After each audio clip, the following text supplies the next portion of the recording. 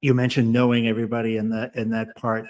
I think, one of the things that I learned on the jar when I was traveling around and listening to people, because it's Mm, really that show is about just taking that jar and tilting it to somebody and letting them pull one after another and just mm, share the question like you did. Just share that listen to somebody for an hour.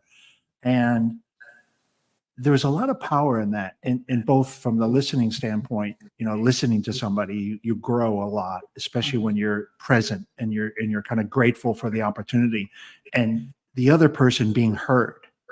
mhm, And we are very seldom heard, for an extended period of time and then deeply. And so I've taken the jar and I've brought it. I'm bringing it to work. So I have a new company that kind of, adjacent to this, called the Jar Works. And it's bringing the jar to work and sitting it at a conference table and letting people go around the room and each kind of pull one card at a time and share that story about whatever that question that they pull. And quite often the question is, strangely, like you experienced, somehow relative to their life or relative to the moment.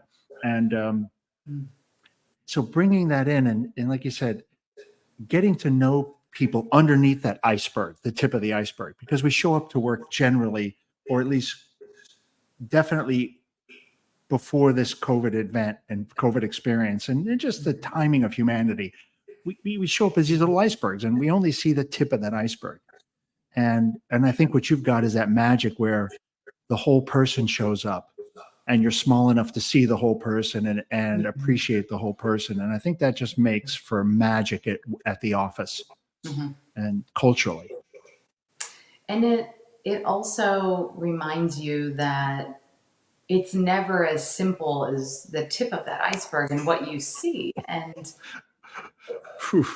yeah, the complexity Yeah.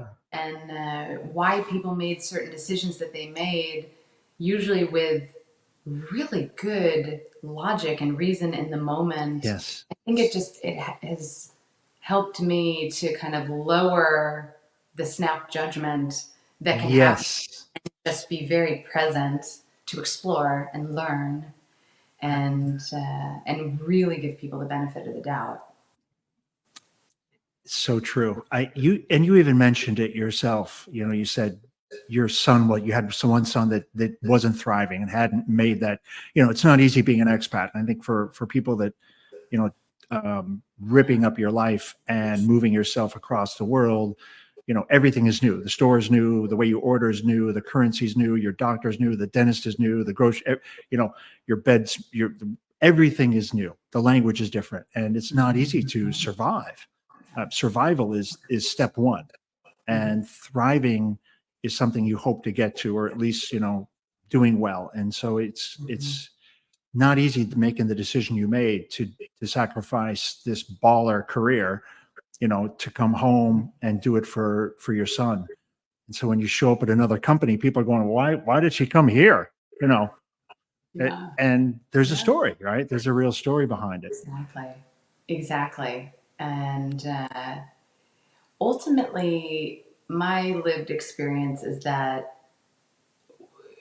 all the corny adages, when one door closes, one door opens. I mean, you always make the best of the hand that you're dealt, or you always can. That's always a choice. It's a choice, right? Yeah. Yeah, and that helped me relax a little bit when we were going through all these changes, recent changes. I mean, I've moved over 20 times in my life. Yeah, I was gonna say There's you've had you've been skipping stone the last few years.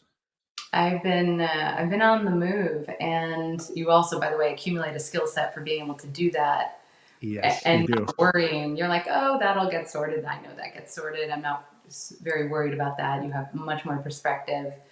But indeed, I think, especially in the world that we live in, probably what's coming up with all the big macro challenges in the world, social, environmental, being adaptable and flexible Mm. and less judgmental and more open and curious